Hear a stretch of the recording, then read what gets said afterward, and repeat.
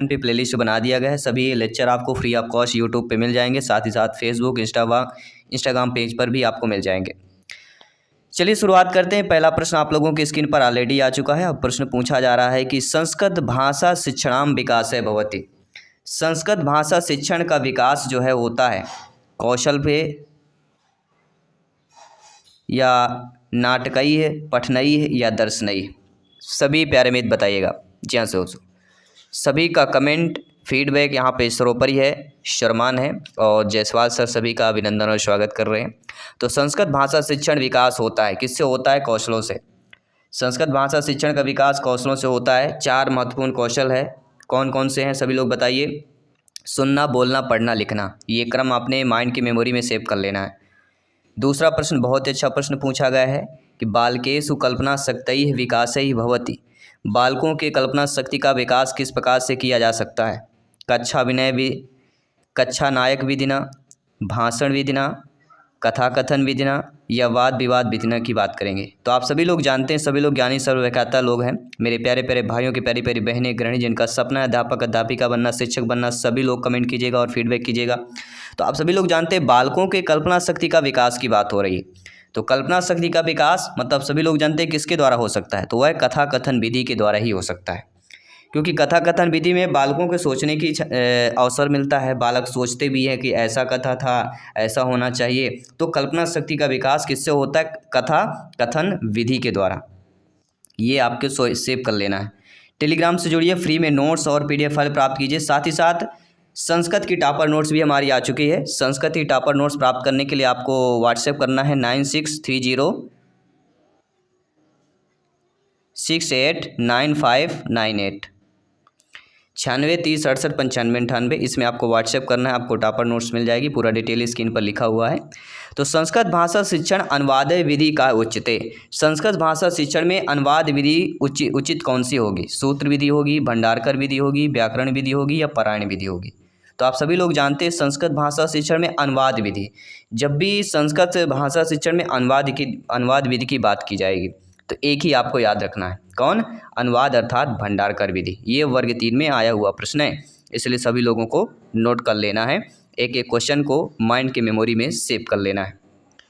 अगला प्रश्न साथियों, कुशाग्र समान मंद बुद्धि छात्राणाम कृतैः कः सिद्धांतः समुपयुक्ति। मतलब कुशाग्र और समान मंद बुद्धि जो छात्र होते हैं, इनमें से सिद्धांत के लिए सबसे उपयुक्त कौन सा होगा? व्यक्तित्व भिन्नता सिद्धांत, अनुपात क्रमयोश्च सिद्धांतैः, समवाय सिद्धांतैः, मौखिक कार्यस्य सिद्धांतैः। आप सभी लोग जानते हैं कुशाग्र और समान मंदबुद्धि, इन तीनों छात्रों के लिए जो सिद्धांत उपयुक्त सिद्धांत होगा वह आपको कलेक्ट करके बताना है, चूज करके बताना है। तो वह हो जाएगा, देखिए तीनों की बात करेंगे अर्थात व्यक्तित्व भिन्नता सिद्धांत हो जाएंगे, क्योंकि व्यक्तियों में विभिन्नताएं होती हैं। कोई कुशाग्र बालक होगा, कोई समान बालक होगा, कोई मंदबुद्धि बालक होगा, छात्र होंगे। तो इन तीनों प्रकार के छात्रों का सिद्धांत के लिए सबसे है व्यक्तित्व भिन्नता सिद्धांत बोला जाएगा, सबसे उपयुक्त होगा। First option is the right answer. I hope सभी लोग समझ रहे हैं अच्छे तरीके से। आइए बात करेंगे आपके अगले प्रश्न की। अगला प्रश्न दिया गया कि संस्कृत भाषा शिक्षणे प्रथमम मौखिक कार्यम ततैः लिखित कार्यम च भवेत् इत्यत्र संस्कृत भाषा शिक्षण सिद्धांतैः का। आप सभी लोग जानते हैं संस्कृत भाषा शिक्षण के प्रथम मौखिक कार्य, पहला कार्य होता है मौखिक, इसके बाद होता है लिखित। तो इत्यत्र संस्कृत भाषा शिक्षण सिद्धांत है कि ये सब जो है पहला प्रथम मौखिक और दूसरा लिखित कार्य, इसमें जो संस्कृत भाषा का कौन सा सिद्धांत होगा? क्या वह रुचि सिद्धांत होगा, बहुमुखी सिद्धांत होगा या अनुपातस्य क्रमस्य च सिद्धांतैः या सक्रियताः सिद्धांतैः की बात करेंगे। तो आप सभी लोग जानते हैं संस्कृत भाषा शिक्षण में प्रथम मौखिक कार्य होता है, इसके बाद लिखित कार्य होता है। तो इसमें जो संस्कृत भाषा सिद्धांत हमारी हो जाएगी वो क्या होगी? आप लोग भी कमेंट करके बता सकते हैं। आराम से वीडियो पॉज कीजिए, क्वेश्चन को रिपीट कीजिए, ऑप्शन को पढ़िए, फीडबैक कीजिए, क्योंकि यही मौका है आपको बेस्ट प्रिपरेशन के लिए, अपने एबिलिटी को चेक करने के लिए। तो यहाँ पे सभी लोगों का आंसर आ चुका है और हमारा आंसर सभी लोग जान लीजिए, समझ लीजिए। ये हो जाएगा दोस्तों अनुपातस्य क्रमस्य च सिद्धांत है। अनुपात का क्रम क्रमस्य हो गया ना कि प्रथमे मौखिक कार्यम ततः लिखित कार्यम, मानी पहला मौखिक कार्य होता है, इसके बाद ही लिखित कार्य होता है। तो ये क्या हो गया? क्रमस्य की बात हो गई, यानी अनुपातस्य क्रमस्य च सिद्धांत है। अनुपात के क्रम का सिद्धांत हो जाएगा। थर्ड वाला ऑप्शन यहाँ पे सही हो जाएगा। इसके बाद अगला प्रश्न है कि पूर्व ज्ञानात परम नवीनम ज्ञान प्रदेयत इत्यत्र शिक्षण सिद्धांतः किम सूत्रम। पूर्व ज्ञान पर नवीन ज्ञान प्रदान करना, ये शिक्षण सिद्धांत किस सूत्र का कार्य हो रहा है। सूक्ष्मात् स्थूलम प्रति, सूक्ष्म के स्थूल के प्रति, संश्लेषण विश्लेषण प्रति, संश्लेषण से विश्लेषण के प्रति, ज्ञाताद ज्ञातम प्रति, ज्ञात से अज्ञात के प्रति, कठिन सरलम प्रति, कठिन से सरल के प्रति। तो ये पूर्व ज्ञानात पे नवीन ज्ञान जो दिया जाता है, ये जिस शिक्षण सिद्धांत का सूत्र कहलाता है, वह आपका शिक्षण सिद्धांत आपको कमेंट करके बताना है। तो आप सभी लोग जानते हैं कौन सा हो जाएगा, यह ज्ञाताद ज्ञातम प्रवृत्ति। क्या हो जाएगा, ज्ञाताद ज्ञातम प्रवृत्ति। तो आई होप सभी लोग समझ गए होंगे। आइए बात करेंगे अगले प्रश्न की। बहुत अच्छा प्रश्न है और ये प्रश्न आया हुआ प्रश्न है एमपी टेट में कि गुरु मुखम इति साधनम विद्यते। गुरु मुखम में कौन सा साधन होगा। भाषा कौशल, श्रवण कौशलस्य, लेखन कौशलस्य या पठन कौशलस्य। तो आप सभी लोग जानते हैं, सभी लोग ज्ञानी सर्वव्याख्याता लोग हैं। जयसवाल सर आप सभी का अभिनंदन और स्वागत करते हैं आप सभी को। तो गुरु मुखम इति साधनम विद्ये, गुरु मुखम का साधन यहाँ पे कौन सा कहलाएगा, वह कहलाता है गुरु मुखम। अब गुरु के मुख से अब जो बोला जाएगा वह क्या होगा, सभी लोग बताइए। गुरु के मुख से जो बोला जाएगा वो छात्र क्या करेंगे, छात्र सुनेंगे, अर्थात श्रवण कौशल की बात हो रही। तो बी ऑप्शन यहाँ पे सही हो जाएगा। ठीक है, नो डाउट सभी लोग समझ गए होंगे। आइए बात करेंगे अगले प्रश्न की। अगला प्रश्न दिया गया कि संस्कृताध्यापनस्य श्रव्य साधनम विद्यते। संस्कृत अध्यापन में श्रव्य साधन कौन सा होगा। प्रतिकृत ही, दूरदर्शनम, श्यामपट्टई है या ध्वन अभिलेख ही की बात करेंगे। तो संस्कृत अध्यापन में श्रव्य दृश्य साधन, मतलब श्रव्य यानी सुनाई भी दे, दृश्य मतलब दिखाई भी दे, यानी सुनना और दिखाई देने में कौन सा साधन होगा, वही आपको कमेंट करके बताना है। अगर हिंदी में होता सभी लोग समझ जाते, यही चीज़ें संस्कृत में दी गई। तो श्रव्य दृश्य इतना तो सभी लोग जानते समझते हैं। ठीक है, तो संस्कृत अध्यापन में श्रव्य दृश्य साधन इनमें से कौन सा होगा, ये आपको कमेंट करके बताना, फीडबैक के बताना है। तो दृश्य सब मतलब दूरदर्शन की बात हो गई, जिसमें आपका दिखाई भी दे और सुनाई भी दे, तो दृश्य शब्द साधन हो जाएगा। आइए बात करेंगे अगले प्रश्न की। अगला प्रश्न है संस्कृत भाषा शिक्षण समये नगरस्य भौगोलिकी स्थितुं गन्तुं कस्य अधिगम साधनस्य प्रयोगः कर्तुं शक्यते। संस्कृत भाषा शिक्षण के समय नगर भौगोलिकी स्थित वंतु, मतलब नगर भौगोलिक का भ्रमण करें या नगर भौगोलिक का स्थित अगर है तो उसमें कौन सा अधिगम साधन का प्रयोग कर सकते हैं। तो नगर का भौगोलिक दिया गया है, तो भौगोलिक में क्या हो सकता है, मानचित्र, पत्रकस, रेखाचित्र या श्यामपट्ट क्या हो सकता है। तो यहाँ पे भौगोलिकी दिया गया है, नगरस्य भौगोलिकी, यहीं पे हमारा आंसर क्लियर हो गया। ठीक है, नगरस्य भौगोलिकी का मतलब सभी लोग समझ गए होंगे, क्या होगा सभी लोग बताइए। नगरस्य भौगोलिकी मतलब मानचित्र। तो भौगोलिक हम किसके द्वारा देख सकते हैं, मानचित्र के द्वारा ही देख सकते हैं, समझ सकते हैं। आइए बात करेंगे अगले प्रश्न की।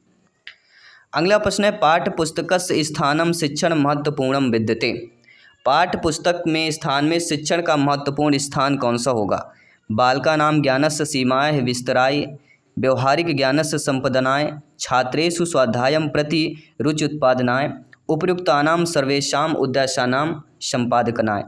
तो आप सभी लोग जानते हैं मेरे प्यारे मित्र, मेरे शिक्षक बंधु, मेरे भाई बहन गृहिणी, ये पाठ्य पुस्तक के स्थान में शिक्षण का महत्वपूर्ण जो हो जाएगा वही आपका क्या होता है कि उपर्युक्त नाम सर्वेषाम उद्देश्यम, कौन मतलब जो हमारे उद्देश्य दिए गए कि बालकों के ज्ञान की सीमा का विस्तार हो, व्यवहारिक ज्ञान का संपादन किया जाए, छात्रों में स्वाध्याय के प्रति रुचि उत्पादन किया जाए। तो ये तीनों जो हैं पाठ्य पुस्तक में स्थान होगा शिक्षण के महत्वपूर्ण के लिए। तो डी ऑप्शन यहाँ पे जो दिया गया वह आपका ऑलरेडी सही हो जाएगा। आई होप सभी लोग समझ रहे हैं। फीडबैक करते रहिए, कमेंट करते रहिए, जारी रखिए, क्योंकि इस बार एमपी टेट वर्ग 3 एग्जाम को 101% फतेह करना है और इसके लिए आपको प्रत्येक क्लासेज इंपॉर्टेंट है। आइए बात करेंगे अगले प्रश्न की। शिक्षण विधि नाम समीकरणे शिक्षा स्तरस्य उन्नतिकरणे च सहायकम भवति। शिक्षण विधि में जो समीकरण का शिक्षा का स्तर होता है उसमें उन्नतिकरण सहायक होता है। पाठ्य पुस्तक, गृह कार्यम, मूल्यांकनम या अध्यापनम किस प्रकार से सहायक होता है। तो शिक्षण विधि के समीकरण में शिक्षा स्तर में उन्नतिकरण जो सहायक होता है वह किस रूप में होता है, किस प्रकार में होता है, तो वह हो जाएगा मूल्यांकन। शिक्षण विधियों में समीकरण शिक्षा स्तर उन्नतिकरणे च सहायकम भवति हो जाएगा मूल्यांकनम। आई होप सभी लोग समझ गए होंगे। आइए बात करेंगे अगले प्रश्न की। अगला प्रश्न है छात्राणां गृह कार्यस्य मूल्यांकनम भवितुं शक्नोति। छात्रों में गृह कार्य का मूल्यांकन किस लिए किया जाता है। बाह्य मूल्यांकनेन, आंतरिक मूल्यांकन, साक्षात्कारेण या संभाषणेन। तो छात्रों में गृह कार्य का मूल्यांकन इसमें किस प्रकार से किया जाता है? तो आप सभी लोग जानते हैं जब बाद में बच्चों के लिए गृह कार्य देते हैं, होमवर्क देते हैं, ये किस रूप में किया जाता है, किस लिए किया जाता है? बच्चों को जो आपने पढ़ाया उसको बाद में होमवर्क देना, ठीक है, गृह कार्य देना, तो ये कौन सा आंतरिक मूल्यांकन हो जाएगा। छात्रों के गृह कार्य का मूल्यांकन करना आंतरिक मूल्यांकन हो जाएगा। इसके बाद आइए बात करेंगे अगले प्रश्न की। 2-3 प्रश्न और बचे हुए हैं और इस क्लास को कंप्लीट करते हैं। शलाका परीक्षा भवती, शलाका परीक्षा कौन होती है भैया? मौखिक के अंतर्गत होती है, उभय अंतर्गत, लिखिता अंतर्गत या प्रश्न के अंतर्गत, कौन सा होगा? तो सभी लोग जानते हैं जब भी शलाका परीक्षा की बात की जाती है एक ही माइंड के मेमोरी में आता है और वह है मौखिक अंतर्गता, यानी कि शलाका परीक्षा मौखिक अंतर्गता भवती। First option is the right option हो जाएगा। अगला प्रश्न दिया गया कि छात्राणाम दैनिक कार्याणाम सर्वसाम परीक्षाणाम चा मूल्यांकनम भवति भवेत, अर्थात छात्रों के दैनिक कार्य में सर्वसाम यानी सभी में परीक्षा का मूल्यांकन किस प्रकार होता है? आंतरिक मूल्यांकन, बाह्य मूल्यांकन, सतत मूल्यांकन या परीक्षा की बात हो रही है। तो छात्रों में दैनिक कार्य का सर्वसाम यानी सभी में परीक्षा का मूल्यांकन जिस प्रकार से किया जाता है और जिस प्रकार से होना चाहिए वह कहलाती सतत मूल्यांकन। आपने पढ़ा भी होगा सतत मूल्यांकन, CCE, ये चीज़ें आपकी इंपॉर्टेंट है। आइए बात करेंगे अगले प्रश्न की। अगला प्रश्न, संस्कृते मौखिक परीक्षाया कस्य कौशलस्य मूल्यांकनम कर्तुम न शक्यते, यानी संस्कृत में मौखिक परीक्षा में कौन सा कौशल का मूल्यांकन नहीं किया जाता? ना शक्यते, कर्तुम ना शक्यते, नहीं करते हैं। श्रवणस्य, पठनस्य, भाषणस्य, लेखनस्य। देखिए मौखिक परीक्षा की बात करेंगे तो मौखिक में फिर लिखित का तो कोई कार्य नहीं होता है, ये आप सभी लोग जानते हैं। कोई मुख से मतलब मुख से बोला हुआ मौखिक वही हो जाता है, ठीक है। तो मौखिक में फिर आपका क्या है, लेखन का कार्य नहीं होता है। बाकी आपका श्रवण होगा, सुनेंगे, पढ़ेंगे, भाषण यानी बोलेंगे, इन तीनों का कार्य होता है। तो भाषा अध्ययनार्थम अंतिम प्रयत्न भवति, भाषा अध्ययन का अंतिम प्रयत्न क्या होता है? सभी लोग बताइएगा। जी हाँ, भाषा अध्ययन का अंतिम प्रयत्न होता है भाषणम, लेखनम, वाचनम, श्रवणम। और ये वर्ग 3 में आया हुआ प्रश्न है, इसलिए ध्यानपूर्वक आप सभी को समझना है कि भाषा अध्ययन में अंतिम प्रयत्न कौन सा होता है। अंतिम प्रयत्न का मतलब क्या होता है? आप सभी लोग जानते हैं 4 हमारे हैं कौशल। पहला होता है सुनना, श्रवणम, बोलना, भाषण, सुनना, बोलना, बोलने में क्या आ जाएगा? सुनना, बोलना, पढ़ना यानी वाचनम, लेखनम। तो अंतिम पूछा जाए तो अंतिम हमारा लेखनम होता है, तो यहाँ पे लेखनम वाला ऑप्शन सही हो जाएगा। आई होप सभी लोग अच्छे तरीके से समझ गए होंगे, ठीक है। आइए बात करेंगे दूसरे प्रश्न की। दूसरा प्रश्न यहाँ पे दोस्तों पूछा जा रहा है, बहुत अच्छा प्रश्न है और सभी लोगों को फीडबैक भी अच्छा बेहतरीन तरीके से आप लोग कर रहे हैं। इसी तरह फीडबैक करते रहिए, वो दिन दूर नहीं जब आप लोग अध्यापक अध्यापिका बनेंगे, शिक्षक बनेंगे। संस्कृतम अस्ति, संस्कृत क्या है? विश्लेषणात्मक भाषा है, संरचनात्मक भाषा है, विमर्शनात्मक भाषा है या संश्लेषणात्मक भाषा है? सभी कमेंट कीजिएगा। जी हाँ, मेरे सभी शिक्षक बंधु, सभी अध्यापक अध्यापिकाएं सभी कमेंट कीजिएगा। जयसवाल सर आप सभी का हाथ जोड़कर अभिनंदन स्वागत कर रहे हैं सभी शिक्षक बंधुओं का। तो संस्कृत हमारी यहाँ पे पूछा जा रहा है, संस्कृत का बताना है सभी लोगों को, ठीक है। तो संस्कृत यहाँ पे क्या कहला जाएगी? तो आप सभी लोग जानते हैं संस्कृत जो होती है वह संश्लेषणात्मक भाषा होती है। संश्लेषण होता है इसमें। संश्लेषण मतलब क्या होता है सभी लोग जानते होंगे। विश्लेषण और संश्लेषण यानी 5 उंगली है, उंगली को मुट्ठी बांध देना संश्लेषण, मुट्ठी को खोल देना विश्लेषण। 60 रुपये आप समझ लीजिए। आइए बात करेंगे अगले प्रश्न की। श्याम फल कस्य अधिकोपयोगिनाम इत्थम परामर्शई है कस्मिन् सिद्धांते अस्ति? अभ्यास सिद्धांते, सक्रियतया सिद्धांते, रुचि सिद्धांते, मौखिक कार्यस्य सिद्धांते। यहाँ पे प्रश्न पूछा गया, बहुत अच्छा प्रश्न है कि श्याम फलकस्य अधिक उपयोग मित्तम, अगर श्याम जो है फलक का अधिक उपयोग कर रहा है तो ऐसा परामर्श कौन से सिद्धांत में होगा कि श्याम फलक का अधिक उपयोग किया जाए? तो वह होता है आपका रुचि सिद्धांत। श्याम फलक का अधिक उपयोग का परामर्श जो है कस्मिन् सिद्धांते अस्ति? रुचि सिद्धांते अस्ति, रुचि सिद्धांत हो जाएगा। इसके बाद अगला प्रश्न पूछा जा रहा है कि वाग रूपम भाव प्रकटम इक्तम तम किम, अर्थात वाग रूप में भाव प्रकट में इक्तम तम की, इनमें से क्या होगा? भाषण होगा, लेखन होगा, पठनम होगा, श्रवणम होगा। तो आप सभी लोग जानते समझते हैं कि वाग रूपम भाव प्रकटम इत्युक्ते किम, कौन सा होगा? तो वाग रूप में भाव प्रकट इनमें से कौन सा हो जाएगा? वह होगा भाषण। क्या हो जाएगा यहाँ पे? भाषणम हो जाएगा। First option is the right answer. और ये आपके एमपीटेटिव वर्ग 2 में आया हुआ प्रश्न है, लैंग्वेज में, ध्यानपूर्वक समझिएगा। अगला है लौकिका नाम ही साधु नामार्थम वागानुवर्तते इत्यादिकम पद्यम कुतः गृहीतम। अभिज्ञान शाकुंतलात्, उत्तर रामचरितात्, मत्स्यकटिकात् या मुद्रा राक्षसात की बात कर रहे हैं। तो लौकिक में लौकिका नाम ही साधु नामार्थम वागानुवर्तते, लौकिक में साधु नाम जो वर्तते होता है इसमें से कौन से पद से लिया गया है? लौकिका नाम ही साधु नार्थम वागानुवर्तते, इनमें से किस पद से लिया गया है? अभिज्ञान शकुंतलम, उत्तर रामचरित, मत्स्यकाटिकात या मुद्रा राक्षस। तो ये जो पंक्ति है ये पद है किससे ली गई है, किस पद से ली गई है? तो अगर आप लोग पढ़े होंगे तो सभी लोग जानते होंगे ये उत्तर रामचरितात की पंक्ति है, लौकिका नाम ही साधु नामार्थम वागानुवर्तते। अगर ऐसा कुछ आता है तो आपको किस ऑप्शन में जाना है? उत्तर रामचरित के ऑप्शन में जाना है। उत्तर रामचरित, अभिज्ञान शकुंतलम, मुद्रा। उत्तर रामचरित और अभिज्ञान शकुंतलम इन दो टॉपिक से संस्कृत में पूछा जाता है पेडागोजी, शिक्षा शास्त्र में, तो ध्यानपूर्वक समझिएगा। अगला रिक्त स्थानम पूरित्वा सूक्ति संयोजत जननी जन्मभूमिश्च गरीयसी। अब रिक्त स्थान की पूर्ति करना है, कौन सी सूक्ति है? जननी जन्मभूमिश्च गरीयसी। तो ज्ञानादपि, धनादपि, स्वर्गादपि या भूमेरपि, कौन सा होगा? तो आप सभी लोग जानते समझते हो, ज्ञानी सर्वव्याख्याता लोग हैं कि जन्मभूमिश्च, और यहाँ पे आपका ऑप्शन कौन सा होगा? जननी जन्मभूमि से खाली स्थान गरीयसी, गरीयसी। तो यहाँ पे जो राइट ऑप्शन हो जाएगा सभी लोग जानते हैं वह होगा स्वर्गादपि। जननी जन्मभूमिश्च स्वर्गादपि गरीयसे, third option is the right answer. आइए बात करेंगे अगले प्रश्न की। सभी brothers and sister and teacher सभी कमेंट कीजिएगा, फीडबैक करते रहिएगा, तैयारी जारी रखिएगा, क्योंकि वर्ग 3 एग्जाम को 101% इस बार फतेह करना है।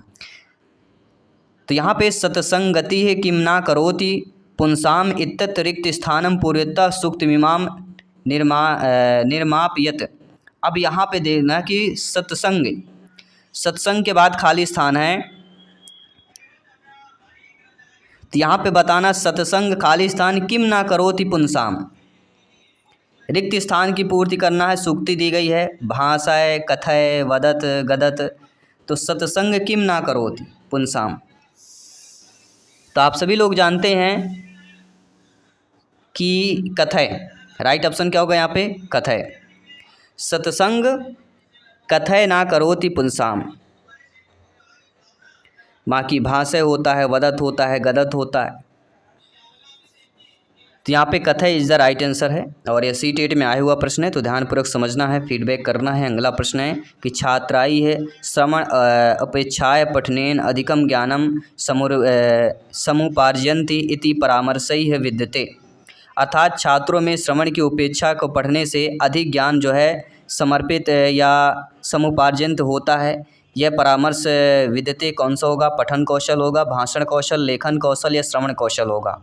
तो छात्र में श्रवण की अपेक्षा पढ़ने में अधिक ज्ञान जो होता है, मतलब सुनने की अपेक्षा पढ़ने में, तो कौन सा कौशल कहला जाएगा?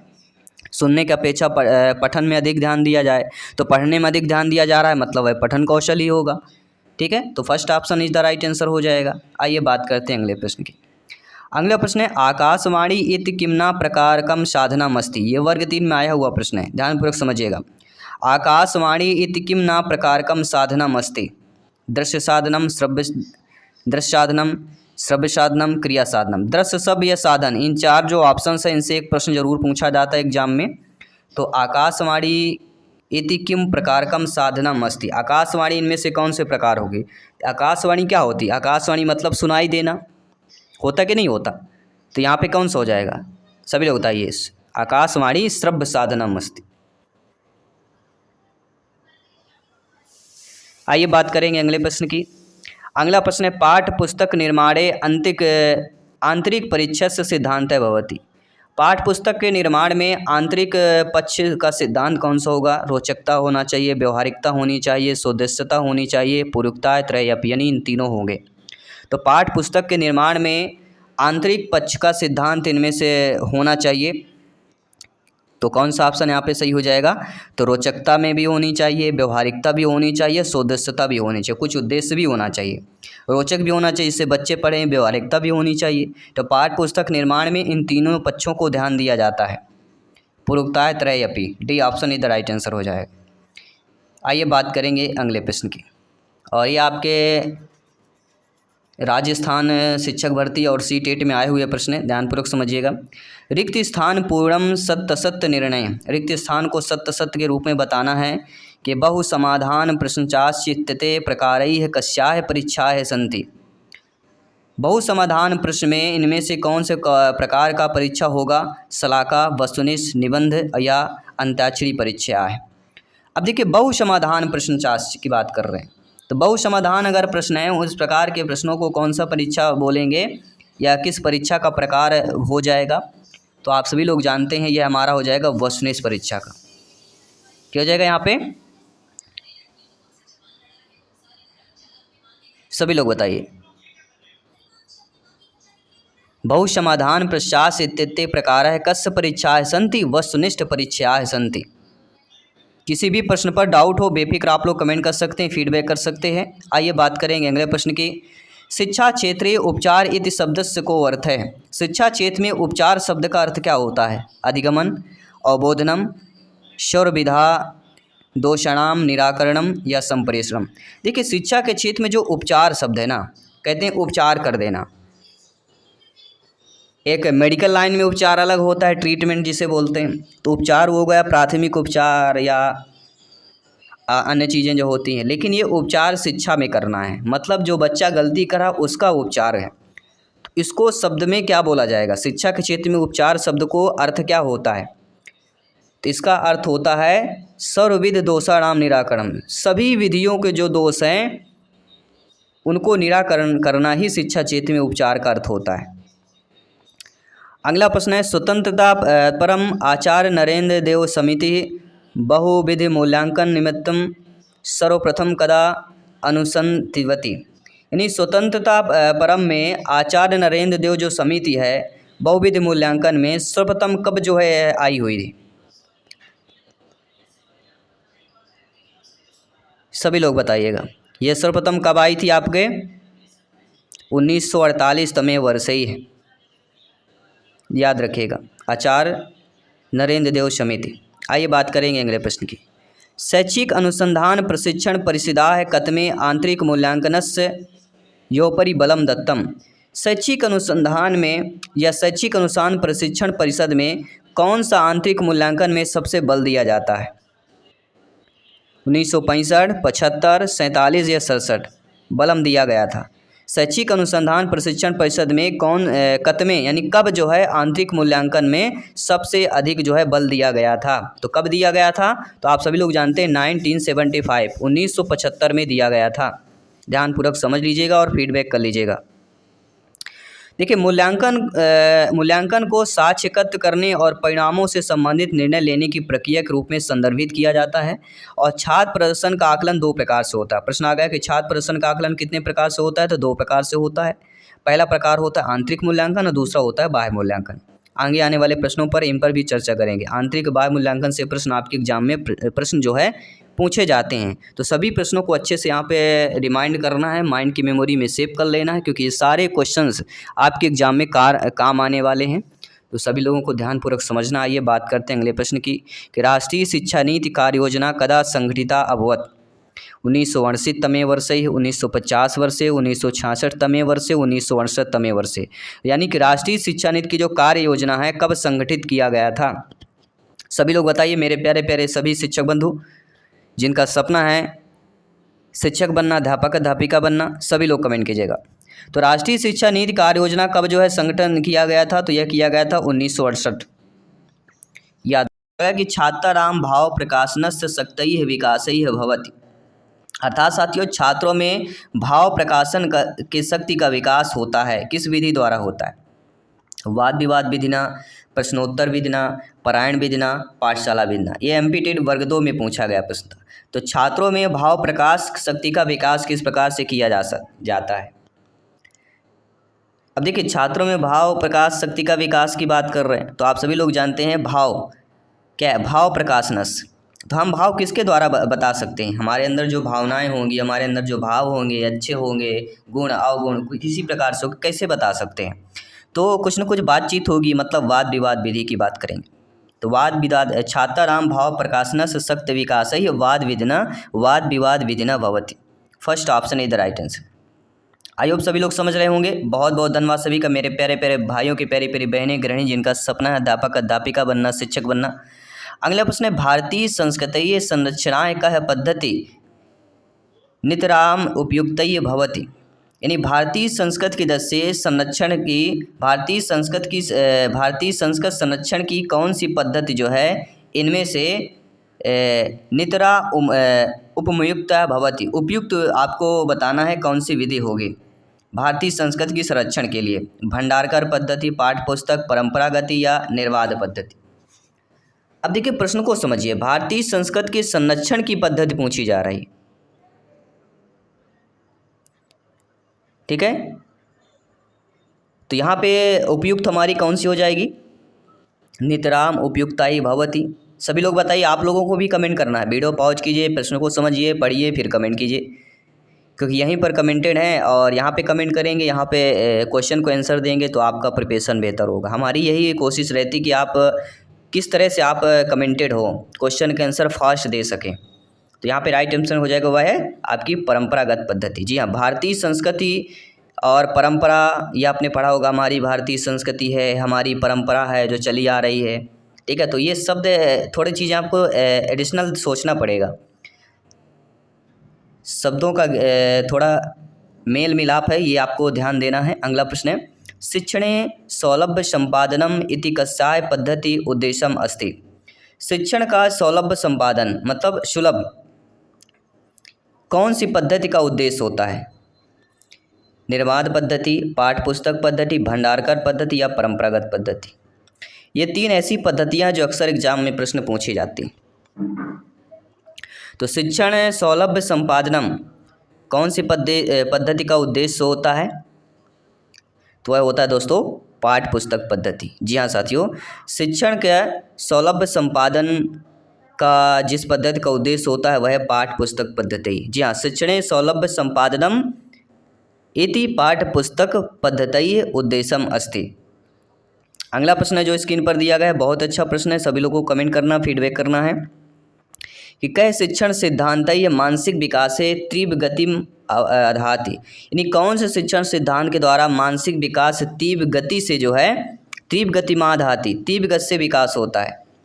अभ्यास सिद्धांत है, रुचि सिद्धांत है, मौखिक कार्य सिद्धांत है, सक्रियताय सिद्धांत है। तो मेरे प्यारे मित्र, मेरे शिक्षक बंधु, अध्यापक अध्यापिकाएं सभी लोग जानते हैं, बहुत अच्छा प्रश्न है, वर्ग 3 में आया हुआ प्रश्न है कि शिक्षण सिद्धांत में मानसिक विकास के तीव्र गति से कौन सी वह विधि द्वारा हो सकता है, किसके द्वारा हो सकता है, सभी लोग बताइए। तो मानसिक विकास की बात की जाए तो कहीं ना कहीं सक्रियता सिद्धांत। जी हाँ, सक्रियताय सिद्धांत ही शिक्षण सिद्धांत ही मानसिक विकास से तीव्र गति माधि धाति। तीव्र गति से किस सक्रियता सिद्धांत के द्वारा तीव्र गति से विकास किया जा सकता है। अगला है कह सिद्धांत ही क्रियाशील सिद्धांत इति नामना ज्ञानते। कौन से सिद्धांत को क्रियाशील सिद्धांत के नाम से या अन्य नाम से भी जाना जाता है। अभ्यास सिद्धांत है, स्वाभाविकतया सिद्धांत है, बहुमुखी सिद्धांत है या अनुपात से क्रमश चा सिद्धांत है। तो मेरे प्यारे में सभी लोग जानते हैं क्रियाशील सिद्धांत। क्रियाशीलता मतलब क्रियाशील मतलब चल रही हो चीज़, गतिमान चीज़ें की बात हो रही है। तो क्रियाशील किसके द्वारा होता है, तो क्रियाशील सिद्धांत को अभ्यास सिद्धांत। जी हाँ, अभ्यास सिद्धांत ही क्रियाशील सिद्धांत इति नामना ज्ञाते। मतलब अभ्यास सिद्धांत को क्रियाशील सिद्धांत के नाम से जाना जाता है। अगला प्रश्न देखिएगा। अगला प्रश्न कति विधेषु कौशलेषु नैपुण्य संपादनम भाषायाः सांकेतिकीं प्रयोजनम अस्ति। कौन सी विधि में, कति विधेषु कौन सी विधि में कौशल का नैपुण्य संपादन भाषायाः संकेतम प्रयोजनम अस्ति। नैपुण्य संपादन भाषा का सांकेतिक प्रयोजन होता है। आपका त्रिविधेषु, द्विविधेषु, चतुर्विधेषु या पंचविधेषु कितने विधि होते हैं? कति विधेषु कितने विधि के द्वारा कौशलेषु नैपुण्य संपादनम भाषा या सांकेतिक प्रयोजनम अस्ति। भाषा का सांकेतिक रूप में जो है प्रयोजन किया जाता है कितने कति विधेषु कितने विधि द्वारा। तो हम बचपन से पढ़ते आ रहे हैं, जब से हमने D.Ed B.Ed किया है। बचपन मतलब यही हो गया, शिक्षा से जुड़े हुए हैं। D.Ed B.Ed आपने कर लिया मतलब शिक्षक की ओर अग्रसर हो गए आप लोग। तो यहाँ पे हमारा राइट ऑप्शन क्या हो जाएगा? वह सभी लोग जानते हैं 4 विधियाँ हैं, ठीक है, चतुर्विधेषु। आप लोगों ने कमेंट भी कर दिया होगा, बहुत ही सिंपल सा प्रश्न था। अगला प्रश्न देखते हैं। छात्राणाम द्वितीयो लक्षिता अधिगम विशेषः किम नामकम कौशलम अस्ति। छात्रों में द्वितीय लक्ष्य अधिगम में किम नामकम कौशलम अस्ति, किस नाम से कौशल होता है, किस कौशल को बोला जाता है? तो द्वितीयो लक्षिता दिया गया है, तो द्वितीयो लक्षितों का मतलब क्या होता है सभी बताइए? सुनना, बोलना, पढ़ना, लिखना, यानी श्रवण, भाषणम दूसरा, सुनना, बोलना, पठन कौशल तीसरा, लेखन चौथा। तो क्रम में दिया गया है, तो भाषण कौशल हो जाएगा। छात्राणाम द्वितीयो लक्षित अगम विशेषः भाषण कौशलम अस्ति, ठीक है। तो ये चीज़ें पूछी जा रही हैं, सभी लोगों को समझना है। अगर पूरा सेंटेंस आपको पूरा वाक्य जो समझ प्रश्न नहीं आ रहा तो कुछ शब्दों को देखिए क्या चीज़ आप समझ पा रहे हैं, उसी के आधार पर प्रश्नों का आंसर ढूंढने की कोशिश कीजिए, समझने की कोशिश कीजिए और आप जरूर सफल हो जाएंगे। अगला है वर्णोच्चारण शिक्षणेन कस्य निमित्तं प्रशिक्षणं भवति। देखिए हम कोई संस्कृत के टीचर नहीं है, हमारी जो हमने पढ़ा है ना बचपन में, इतनी चीज़ें तो जानते हैं। हमारा जो सब्जेक्ट है वो मैथ्स है, और मैथ्स सब्जेक्ट है तो कहीं ना कहीं सब चीज़ें मैनेज की जाती है, और लगभग 4 साल से ज़्यादा हो रहे हैं हमें इस पढ़ाते हुए, तो इन चीज़ों का एक नॉलेज हो जाता है, रिपीट, इसलिए अभ्यास प्रैक्टिस ज़रूरी है। तो प्रैक्टिस के तौर पर सारा नॉलेजेबल चीज़ें होती हैं, नॉलेज हो जाता है, ज्ञात हो जाता है। तो वर्णों के उच्चारण के शिक्षण में कौन सा नियम जो है प्रशिक्षण दिया जाता है, प्रशिक्षण होगा? स्वर यंत्र से, ताड़ेन्द्र से, श्रवणेन्द्र से या स्पर्श इंद्रिय से, कौन सा इंद्रिय होगा? वर्णोच्चारण शिक्षणेन कस्य नियमितम प्रशिक्षणम भवति। वर्णों को उच्चारण के शिक्षण में किस नियम के द्वारा प्रशिक्षण होता है? तो आप सभी लोग जानते हैं वह नियम कौन सा हो जाएगा, सभी लोग कमेंट कीजिए। वह होगा स्वर यंत्र से। वर्णों का उच्चारण मतलब स्वर, इतना चीज़ें जान लीजिए। बाकी सेंटेंस नहीं आ रहा समझ में, कोई दिक्कत नहीं। आइए बात करते हैं अगले प्रश्न की। अधिगम प्रक्रियायाम केषां विशेष भूमिका अस्ति। अधिगम प्रक्रिया में कौन सी विशेष भूमिका होती है, किसकी विशेष भूमिका होती है? दृश्य उपकरण की, दृश्य सब उपकरण की, श्रव्य उपकरण की या दर्शक कारणाम। तो आप सभी लोग जानते समझते हैं कि अधिगम प्रक्रिया में जिस विशेष भूमिका की आवश्यकता होती है, तो आप सभी लोग जानते हैं क्या होगा। अधिगम प्रक्रिया की बात हो रही तो कहीं ना कहीं अधिगम में क्या होगा, दिखाई भी देना चाहिए और सुनाई भी देना चाहिए, यानी दृश्य सब उपकरण की बात होगी, ठीक है, बी ऑप्शन सही हो जाएगा। आई होप सभी लोग समझ गए होंगे। आइए बात करते हैं अगले प्रश्न की कि मस्तिष्क यंत्रस्य अपरम नाम की। मस्तिष्क यंत्र का अपर नाम बताइए, दूसरा नाम क्या बोला जाता है? इसे उपनाम होता है ना, वो इसी प्रकार अपरम नाम। दूरदर्शनम, ध्वनि पंजिका, भाषा पंजिका या संगणकम। ये वर्ग 3 में 2011 में शायद आया हुआ प्रश्न है। तो मस्तिष्क यंत्रस्य अपरम नाम बताना है, और सभी लोग जानते हैं मस्तिष्क अपरम मतलब किसको हो जाता है? संगणकम। अगला प्रश्न, मूल्यांकनेन छात्रस्य पूर्णतया किम मापितुं शक्यते। मूल्यांकन में छात्र के पूर्ण रूप से किस प्रकार से माप सकते हैं? वैदुष्यम, चतुर्मयम, व्यक्तित्वम या प्रतिभम, किसके द्वारा मापा जा सकता है? तो मूल्यांकन में छात्रों के पूर्ण रूप से, पूर्णतया, मूल्यांकनेन छात्रस्य पूर्णतया, पूर्ण रूप से मूल्यांकन का जो है छात्रों में किस प्रकार से हम माप सकते हैं, समझ सकते हैं। देखिए पूर्ण रूप से बात कर रहे हैं मतलब व्यक्तित्व की बात हो रही। अगर छात्रों के पूर्ण रूप से माप हो रहा तो मतलब व्यक्तित्व की माप हो रही, उसको क्या बोला जाएगा? व्यक्तित्व माप। अगला प्रश्न है कि बहुश्लोक कंठस्थीकरणम कस्याय परीक्षायाम अपेक्षते। ये वर्ग 3 में आया हुआ प्रश्न, यानी बहुत श्लोकों को कंठस्थ करना, याद करना, कौन सा परीक्षा को हम बोल सकते हैं? अंताक्षरी परीक्षा में, वस्तुनिष्ठ, शलाका या निबंध। देखिए श्लोक को याद करना कंठस्थ करना वैसे पेडागॉजी में निगेटिव शब्द है, लेकिन थोड़ा प्रश्न को समझिए। कस्याम परीक्षाम अपेक्षते, किस परीक्षा की अपेक्षता होती कि बहुत श्लोकों को आपको याद करके रखना है? वह होगी, कब होता है? जब चीज़ें अंत्याक्षरी की परीक्षा होती है अगर संस्कृत में, तो बहुत से श्लोकों को याद करना पड़ता है। क्यों? क्योंकि वह श्लोकों से ही अंत्याक्षरी होती है, इसलिए यहाँ पे निगेटिव आपका कंठस्थीकरण नहीं होगा। अगला प्रश्न देखिएगा। साक्षात्कारे का परीक्षा आयोजिते, साक्षात्कार जो परीक्षा होती है वह किस प्रकार की होती है? ये किस प्रकार का आयोजन किया जाता है? वस्तुनिष्ठ, मौखिक, निबंध रूप या निदानात्मक? देखिए साक्षात्कार, जिसे आपने इंटरव्यू में देखा होगा, साक्षात्कार इंटरव्यू जो होता है, साक्षात्कार परिचय हो गया, एक्सक्लूसिव इंटरव्यू जिसे बोला जाता है, साक्षात्कार एक्सक्लूसिव इंटरव्यू या साक्षात्कार परिचय।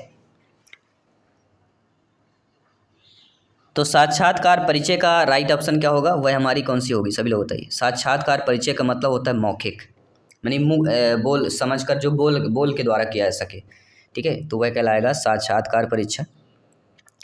अगला प्रश्न है कि संस्कृत शिक्षणे मूल्यांकनस्य प्रयोजनम अस्ति, संस्कृत शिक्षण का मूल्यांकन का प्रयोजन क्या होता है? सामान्य शिक्षण होता है, प्रशिक्षण होता है, विश्लेषणात्मक शिक्षण होता है या उपचारात्मक शिक्षण होता है? तो संस्कृत शिक्षण का मूल्यांकन प्रयोजन पूछा जा रहा है।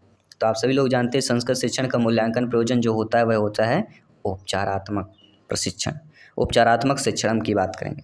संस्कृतम शिक्षणम मूल्यांकनम उपचारात्मक शिक्षणम प्रयोजन अस्ति, अर्थात संस्कृत शिक्षण में मूल्यांकन का उपचारात्मक शिक्षण का प्रयोजन किया जाता है।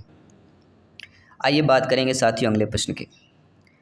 परिष्कृत प्रश्न पत्र निर्माणे अवसरे कस्य उपादेयता वर्तते, अर्थात परिष्कृत प्रश्न पत्र निर्माण के अवसर में कौन से उपादेयता वर्तते, कौन सा उपाय किया जाता है? ज्ञानात्मक पक्ष का, भावात्मक पक्ष का, क्रियात्मक पक्ष का या उपयुक्त पक्ष का? देखिए परिष्कृत प्रश्न पत्र, ये चीज़ें समझना जरूरी है। परिष्कृत प्रश्न पत्र मतलब क्या होता है? परिष्कृत प्रश्न पत्र का निर्माण करें तो उसमें ज्ञानात्मक पक्ष में भी ध्यान देना है, भावात्मक पक्ष में भी ध्यान देता है और क्रियात्मक में। इन तीनों पक्षों को जो है निर्माण, परिष्कृत प्रश्न पत्र अगर कोई निर्माण कर रहे हैं, अगर आप बच्चे को प्रश्न पत्र जब बनाएंगे तो ज्ञानात्मक पक्ष में भी ध्यान देना है, भावात्मक में भी ध्यान देना है और क्रियात्मक में भी ध्यान दिया जाता है। तो उपयुक्त पक्ष तथा मतलब ये सभी, काफ़ी लोगों ने इसका आंसर भी कमेंट किया है। तो संस्कृत शिक्षण का उद्देश्य क्या होता है? अवबोधनात्मक, सृजनात्मक, ज्ञानात्मक या उपयुक्त सभी होता है। तो सभी लोग कमेंट करके बताइए, अगर जिन्होंने कमेंट नहीं किया था पिछली बार। तो संस्कृत शिक्षण का उद्देश्य एक ही होता है। क्या उद्देश्य होता है? सभी लोग बताइए। संस्कृत शिक्षण का उद्देश्य होता है, किस प्रकार होता है? अवबोधनात्मक होता है। तो हो जाएगा यहाँ पे अवबोधनात्मक। First option is the right answer. अगला प्रश्न है कि संस्कृत शिक्षण उपयोगी सिद्धांतों अस्ति, संस्कृत शिक्षण उपयोगी कौन सा सिद्धांत होता है? तो संस्कृत शिक्षण के लिए उपयोगी सिद्धांत स्वाभाविकता सिद्धांत होगा, क्रियाशीलता सिद्धांत ही है, रुचि सिद्धांत ही है या उपयुक्तता है सर्वे? तो आप सभी लोग जानते हैं मेरे प्यारे प्यारे भाइयों के प्यारी प्यारी बहनें गृहिणी जिनका सपना है अध्यापक अध्यापिका बनना, brothers and sister and teachers, सभी का अभिनंदन स्वागत है। जयस्वाल सर हाथ जोड़कर आप सभी शिक्षकों का अभिनंदन करते हैं। साथियों संस्कृत शिक्षण में उपयोगी जो सिद्धांत कहलाता है वह सिद्धांत हमारा कौन सा हो जाएगा? वह होता है स्वाभाविकता सिद्धांत। संस्कृत शिक्षण का सबसे उपयोगिता सिद्धांत क्या होगा? स्वाभाविकता का सिद्धांत हो जाता। इसके बाद अगला प्रश्न जो कि देखन में ओछन लगे घाव करे यति गंभीर, ये पिछली बार एमपीटी वर्ग 2 में आया हुआ प्रश्न है। का नाम शिक्षा, शिक्षा का क्या नाम है? शिक्षा ज्ञानम अनुभवस्य, शिक्षा एकम पुस्तकम, शिक्षा एकम वस्तु, शिक्षा एकम खेलम। तो आप सभी लोग जानते हैं कि का नाम शिक्षा, शिक्षा का क्या नाम हो सकता है? तो शिक्षा का नाम होता है शिक्षा ज्ञानम अनुभवस्य, यानी शिक्षा क्या है? ज्ञान का अनुभव प्राप्त करना ही शिक्षा है। First option is the right answer. अगला प्रश्न है शिक्षणस्य मुख्यम उद्देश्यम किमस्ति, शिक्षण का मुख्य उद्देश्य क्या होता है? व्यक्तये धनदानम, आजीविकोपार्जनम, व्यक्तये सर्वांगीण विकास ही है, अध्यापक निर्माणम की बात कर रहे हैं। सभी कमेंट कीजिएगा। आपका एक एक कमेंट फीडबैक सरोपर है, सम्मान है। जयस्वाल सर अभिनंदन करते हैं, स्वागत करते हैं। और नीचे जो दोस्तों कमेंट बॉक्स बना हुआ है इसमें आपको कमेंट करना है। जी हाँ, तो आप सभी लोग जानते हैं शिक्षणस्य मुख्यम उद्देश्यम किम, शिक्षण का मुख्य उद्देश्य क्या होता है। जब आपकी नियुक्ति होगी, आप लोग अध्यापक अध्यापिका बनेंगे, आपसे कोई प्रश्न करेगा कि जो शिक्षण करते हैं, या बच्चा ही प्रश्न कर दिया कि गुरुजी, आजकल तो सर और मैम बोलते हैं, गुरुजी वाला ज़माना चला गया, ठीक है, बहुत ही कम बोलते हैं, मैम और सर बोला जाता है। तो शिक्षणस्य उद्देश्यम मुख्य उद्देश्यम अस्ति, तो ये पूछा गया कि मैम ये बताइए शिक्षण का मुख्य उद्देश्य क्या होता है, सर बताइए शिक्षण का मुख्य उद्देश्य क्या होता है। तो व्यक्तये धन दानम, व्यक्ति का धन अर्जन करना, तो ये तो नेगेटिव हो जाएगा, पिछली बार वर्ग 3 में आया हुआ प्रश्न है, और आपके राजस्थान शिक्षक भर्ती में भी पूछा गया प्रश्न है।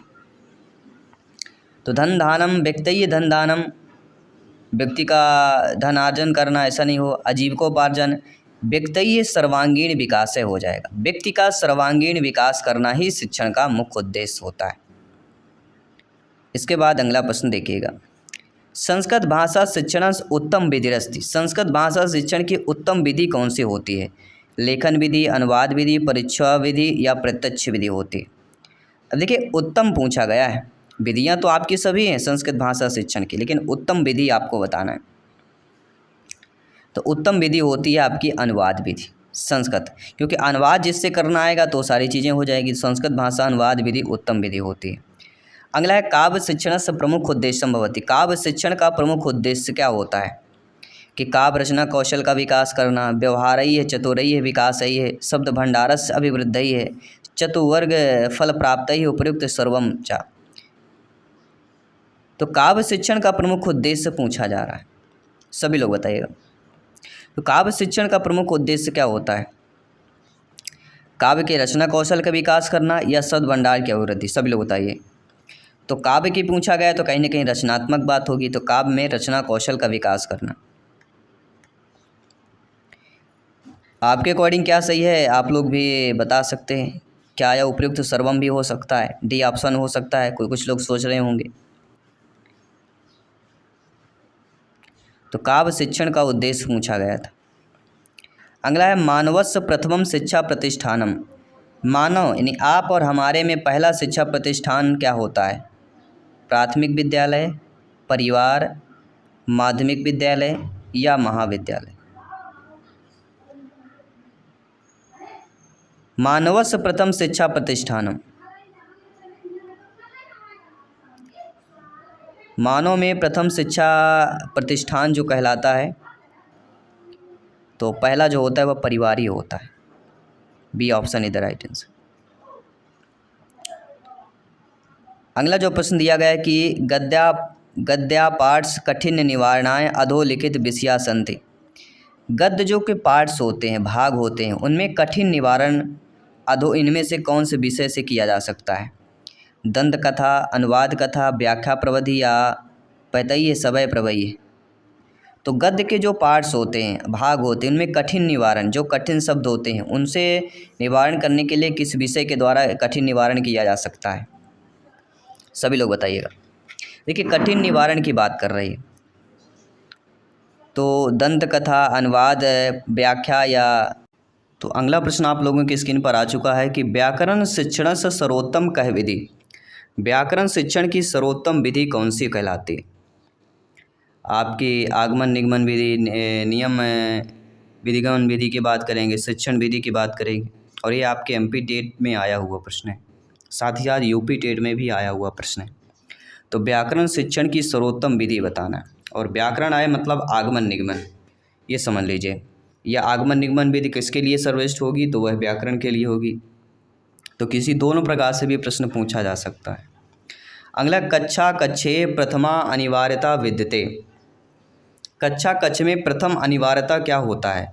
पाठ्य पुस्तक होती है, मानचित्र होता है, श्यामपट्ट होता है या दूरदर्शन होता है। कक्षा कक्षे प्रथम अनिवार्यता विद्यते, कक्षा कक्ष में प्रथम अनिवार्यता क्या कहलाती है, सभी लोग बताइए। कक्षा कक्ष में प्रथम अनिवार्यता क्या होता है।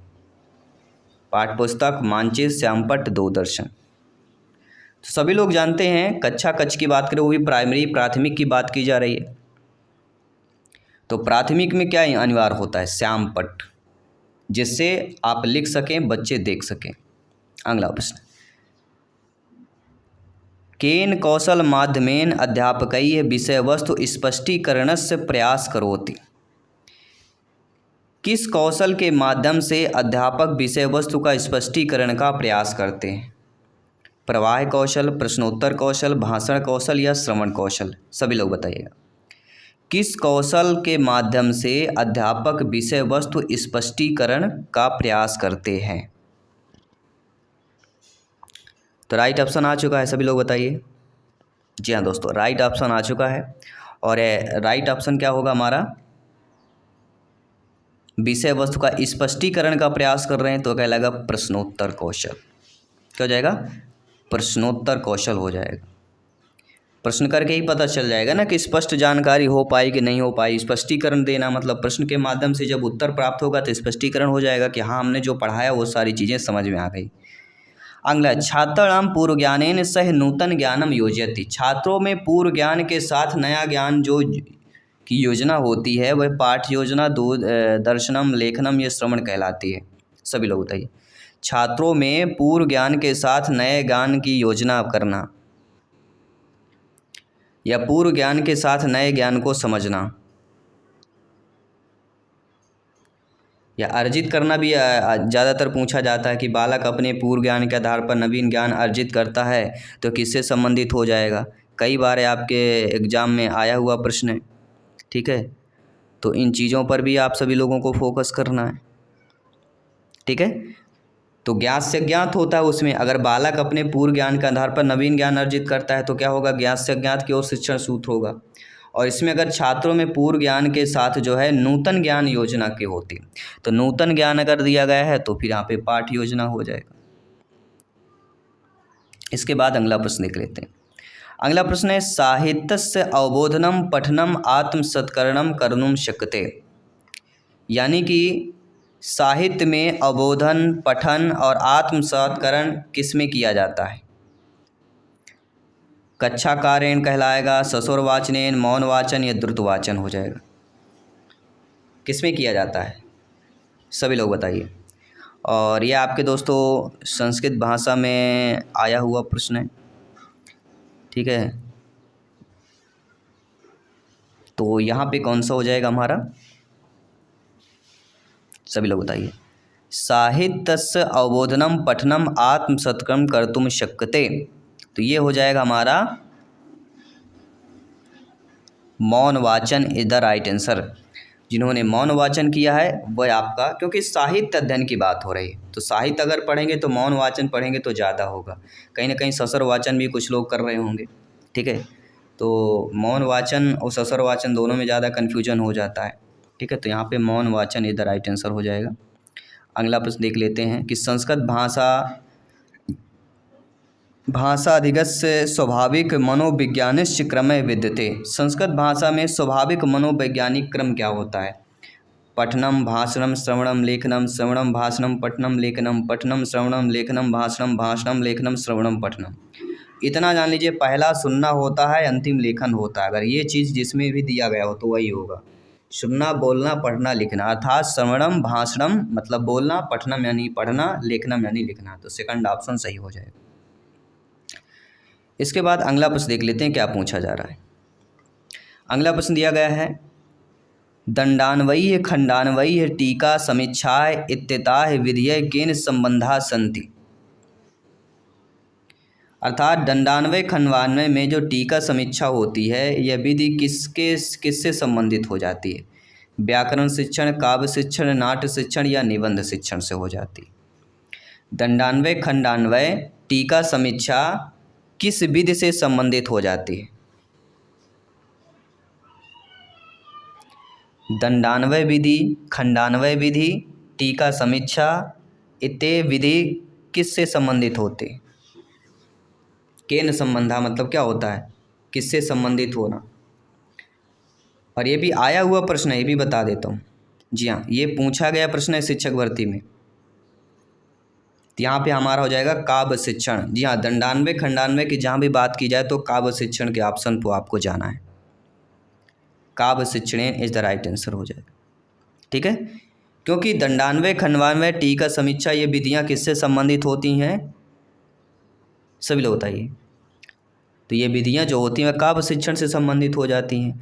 काव्य या पद शिक्षण दोनों चीज़ें, अगर काव्य की जगह पद भी दिया रहे तो यहाँ पे दिक्कत नहीं, पद शिक्षण दे दिया गया तो आप लोग कन्फ्यूज हो जाएं।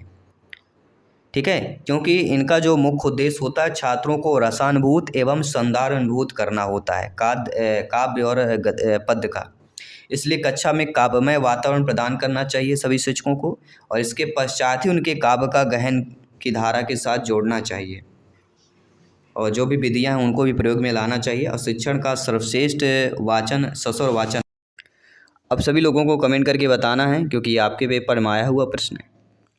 तो कविता शिक्षण प्रणाली की उच्चतर माध्यमिक कक्षा में छात्रों की हितकारी हो जाएगी, वह होगी समीक्षा प्रणाली।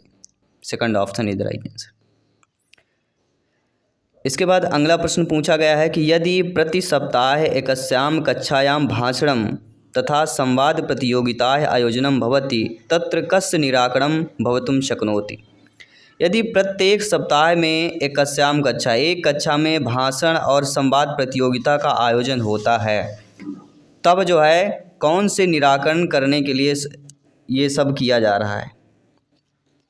कक्षा में भाषण और संवाद प्रतियोगिता के द्वारा किसका निराकरण किया जाता है, उच्चारण का किया जाता है, पराजस्य का, अनुत्तीर्ण का, या मनोरंजन का। तो सभी लोग जानते समझते हैं, प्रत्येक मेरे प्यारे प्यारे भाइयों की प्यारी प्यारी बहनें गृहिणी जिनका सपना अध्यापक अध्यापिका कि यदि प्रति सप्ताह में एक कक्षा में भाषण और संवाद प्रतियोगिता का आयोजन किया जाता है, यह जिस निराकरण के लिए किया जाता है वह कहलाता है उच्चारण दोष। तो जिस बालक बालिका को उच्चारण दोष की समस्या होती है या उच्चारण दोष होता है, ऐसे में अध्यापक अध्यापिका क्या करते हैं, कक्षा में भाषण और संवाद प्रतियोगिता का आयोजन करते हैं। इससे क्या होता है, उच्चारण दोष की समस्या दूर हो जाती है। अगला प्रश्न यहाँ पे दिया गया है, संभावित प्रश्न आपके एग्जाम के जैसे कि कस्य विचारे मानवीय भाषा अधिग्रहण यंत्रेण सह जायन्ते यत तान भाषण अधिगमे सहायकम भवति। कौन से विचार में मानव जो है भाषा अधिग्रहण यंत्र के द्वारा यत तान भाषा अधिगमन सहायक भवति। तो आप सभी लोग जानते हैं कि भाषा के अधिगम में सहायक पूछा जा रहा है, कौन सा विचार होगा, कौन सा विचार है, कस्य विचार, किसका विचार है कि मानव जो है भाषा अधिग्रहण यंत्र सह जायन्ते यत तान भाषा अधिगम सहायके भवति, अर्थात सभी मानव भाषा अधिग्रहण यंत्र के साथ उत्पन्न होते हैं, ये भाषा के अधिगम में सहायक होते हैं। किसका कथन है, किसका विचार है, तो ये सभी लोग जानते हैं कि भाषा अधिग्रहण अगर पूछा जाता है, चाहे हिंदी पेडागॉजी हो चाहे संस्कृत पेडागॉजी हो, एक ही आता है, वह क्या है दोस्तों, चॉम्स्की। याद रखिएगा, चॉम्स्की के विचार में सभी मानव भाषा अधिग्रहण यंत्र जो होते हैं लैंग्वेज एक्विजिशंस डिवाइस के साथ उत्पन्न होते हैं और ये भाषा के अधिगम में जो है सहायक होते हैं। इसके बाद अगला प्रश्न देखिएगा। अगला प्रश्न संभावित प्रश्न आपके एग्जाम के जैसे कि अर्थ मापन प्रक्रिया कस्मयी परियोजनाएं सशक्ता है अस्ति। सेमनेटिक मैपिंग स्ट्रेटजी की बात हो रही। अर्थ मापन प्रक्रिया का किस प्रयोजन में सशक्ता अस्ति, अर्थात साथियों अर्थ मापन प्रक्रिया में सशक्त माध्यम यहाँ पे पूछा जा रहा है। कौन सा सशक्त माध्यम होगा, छात्रैः शब्द संग्रह वर्धयितुं, व्याकरण नियमान शिक्षितुं, पाठ विश्लेषणों सह व्याकरणस्य संयोजनाएं, या प्रक्रिया लेखनाएं। तो अर्थ मापन प्रक्रिया की दृष्टि से देखा जाए जो प्रयोजन यहाँ पे होना चाहिए अकॉर्डिंग टू क्वेश्चंस कि छात्रेषु शब्द संग्रह वर्धितुं, अर्थात अर्थ मापन प्रक्रिया के अंतर्गत छात्र वर्गों में शब्द संग्रहण बढ़ाने का सशक्त माध्यम है। क्या है, शब्द संग्रहण बढ़ाने का सशक्त माध्यम है। फर्स्ट ऑप्शन इधर राइट आंसर। कोई भी डाउट हो बेफिक्र आप लोग कमेंट कर सकते हैं। जयसवाल सर आप सभी का अभिनंदन स्वागत करते हैं। अगला प्रश्न है निष्क्रिय शब्दावली का अस्ति, सभी लोग बताइए। जो निष्क्रिय शब्दावली होती है किस लिए होती, ते शब्दाय वयम ये साय प्रयोगम तदय कुर्मयि यदा वयम तान सुष्णुम अर्था पठामयि, ते शब्दाय यान वयम अन्नय्य सह पुनः पुनः प्रयोजनम, ते शब्दाय येषां प्रयोगम वयम लेखने एव कुर्मयि, ते शब्दाय येषां प्रयोगम वयम भाषणे एवं कुर्मई। तो निष्क्रिय शब्दावली का अस्थि, निष्क्रिय शब्दा के लिए यहाँ पे पूछा जा रहा है। तो निष्क्रिय शब्दावली क्या होगा कि ते शब्दाः वयम येषां प्रयोगम, अर्थात निष्क्रिय शब्दावली वे शब्द होते हैं जिनका उपयोग हम ततैव कुर्महि यदा वयम तान शृणु, जिनका हम उपयोग तभी करते हैं जब वयम तान शृणुम अथवा पठामहि, जब हम उन्हें सुनते या पढ़ते हैं। क्या हो जाएगा? तान मतलब जब, शृणुम यानी सुनना, या पठामय सुनने और पढ़ते हैं, तब जो है निष्क्रिय शब्दावली वे शब्द जिनका उपयोग हम तभी करते हैं जब हम उन्हें सुनते या पढ़ते हैं। तो निष्क्रिय शब्दावली क्या आपने समझ लिया। आइए बात करते हैं अब अगले प्रश्न की। अगला प्रश्न ध्यानपूर्वक समझिएगा, इस प्रकार के प्रश्न जो है पूछे जाते हैं अक्सर। यहाँ पे प्रश्न दिया गया है कि काचिद अध्यापिका पंचमी कक्षायाः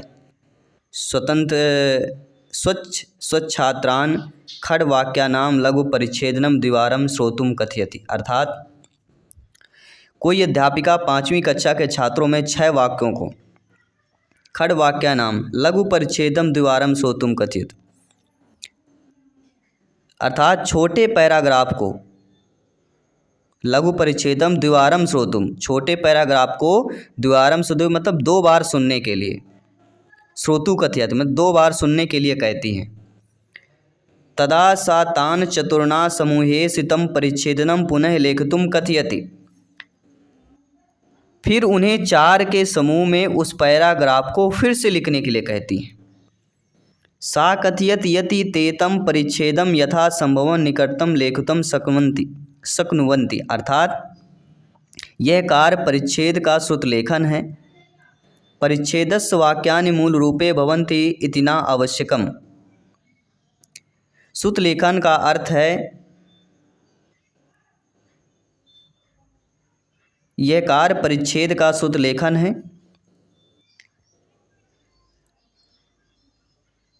और श्रुत लेखन का अर्थ जो होता है वह लिखना या सुनकर लिखना हो जाएगा, बट ये तो हमने आंसर ही बता दिया। चलिए आइए बात करेंगे इदम कार्यम किम कथ्यते, इस कार्य को क्या बोला जाएगा। कार्य क्या है कि जब कोई अध्यापिका जो है 5वीं कक्षा के छात्रों को 6 वाक्यों के छोटे पैराग्राफ को 2 बार में सुनने के लिए कहती है, फिर उन्हें 4 समूहों में उस पैराग्राफ के लिए लिखने के लिए कहती हैं, और यह कार्य जो है परिच्छेद का श्रुत लेखन कहलाता है। तो श्रुत लेखन का अर्थ यहाँ पे पूछा जा रहा है, इसको क्या बोला जाएगा। 4 ऑप्शंस बोला जाएगा। तो इसको क्या बोला जाएगा, श्रवणम भाषणम चा। क्या बोला जाएगा, श्रुत लेखन का अर्थ होता है सुने हुए को लिखना या सुनकर लिखना, श्रवणम भाषणम चा। 3rd ऑप्शन ऐसे कोई राइट ऑप्शन हो जाएगा।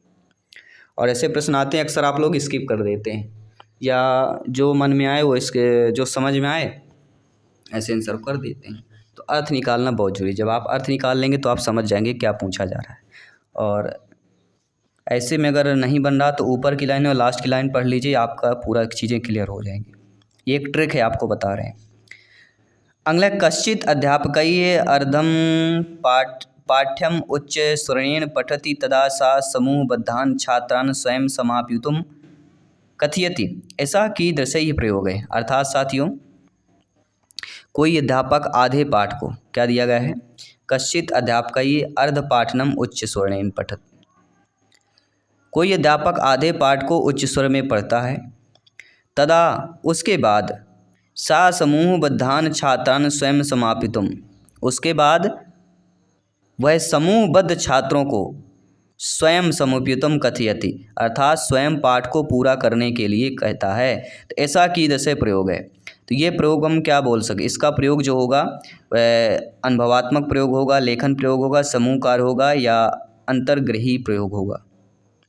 इंटेक्ट एक्टिविटी की बात करें तो राइट ऑप्शन क्या होगा, सभी लोग बताइए। वही होगा दोस्तों अनुभवात्मक प्रयोग ही, अर्थात इस प्रकार का प्रयोग जो होता है शिक्षण विधि का अनुभवात्मक प्रयोग कहलाता है। शिक्षण विधि के अनुभवात्मक प्रयोग कौन सा कहलाएगा? जब कोई अध्यापक आधे पाठ को उच्च स्वर में पढ़े और उसके बाद समूहबद्ध छात्रों को स्वयं पाठ पूरा करने के लिए कहें, तो इस प्रकार का प्रयोग शिक्षण विधि में अनुभवात्मक प्रयोग कहला जाएगा, क्योंकि जब वो स्वयं पढ़ेंगे तो वह अनुभव ज़्यादा चीज़ें होंगी। अगला प्रश्न है भाषा अधिग्रहण से अर्थ ही। भाषा अधिग्रहण का अर्थ क्या होता है? तो सभी लोग जानते समझते भाषा अधिग्रहण का अर्थ होता है कि अनौपचारिक परिवेशे अचेतन रूपे भाषाया शिक्षणम, अर्थात भाषा अधिग्रहण का अर्थ होता है अनौपचारिक परिवेश अचेतन रूप से भाषा का शिक्षण। सेकंड ऑप्शन इधर राइट आंसर। अगला प्रश्न यहाँ पे क्या पूछा जा रहा है कि शिक्षकीय तृतीय कक्षा या छात्र निर्देशित, शिक्षक जो है तृतीय कक्षा के छात्रों को निर्देशित करता है एवं ते प्रदत्त कार्यम अनुसरन्ति, अर्थात तब वे सभी छात्र शिक्षक द्वारा दिए गए प्रदत्त कार्यों का अनुसरण करते हैं, तो अध्यापक अंगीकरोति। तो इस प्रकार अध्यापक का अंगीकरण करता है कौन सा होगा? संरचनात्मक उपागम, समग्र शारीरिक प्रतिक्रिया उपागम, ग्रहणशील शिक्षण उपागम या रचनावादी उपागम की बात करें। अब आप जानते समझते हैं कि शिक्षक जो है तृतीय कक्षा के छात्रों को निर्देशित करते हैं कि वह सभी छात्र शिक्षक द्वारा दिए गए प्रदत्त कार्य को अनुसरण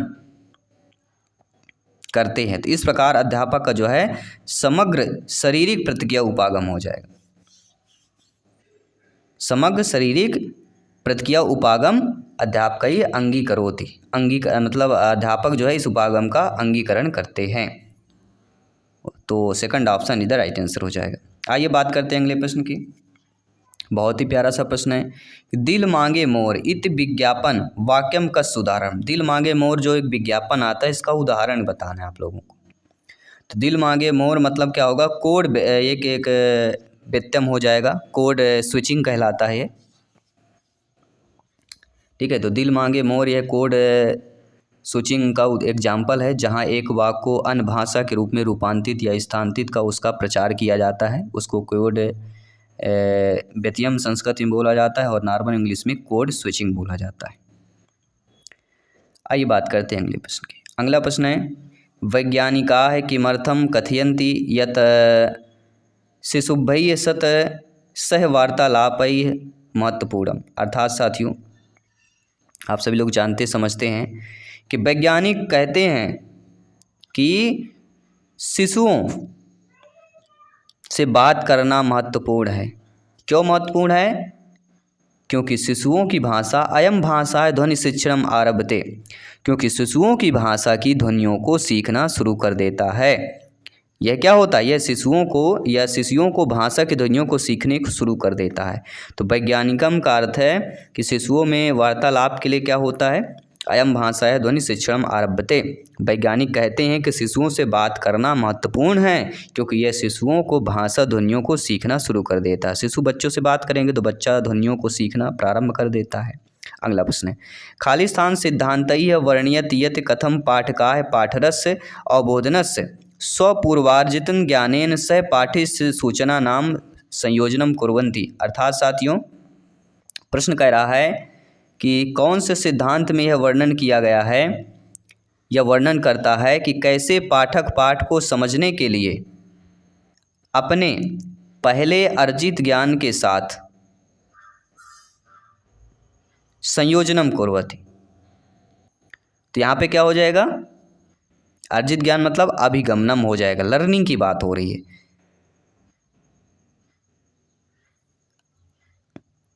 ठीक है, यहाँ पे क्या हो जाएगा?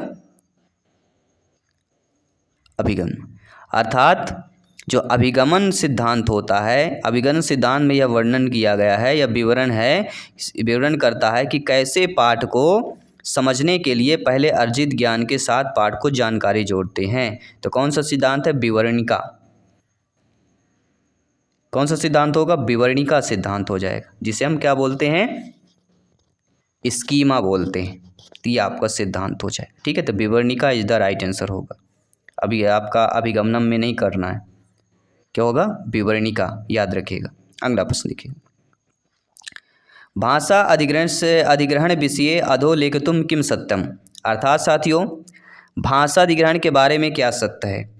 तो भाषा अधिकरण के बारे में क्या सत्य हो जाता है, सभी लोग जानते हैं कि अयम नैसर्गिकतः उपार्जितः, अर्थात यह स्वाभाविक रूप से ग्रहण होता है।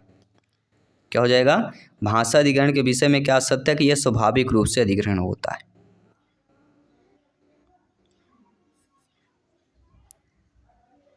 आइए बात करते हैं अगले प्रश्न की। सभी लोग समझ रहे हैं अच्छे तरीके से, धन्यवाद सभी का। आइए बात करेंगे अगले प्रश्न की।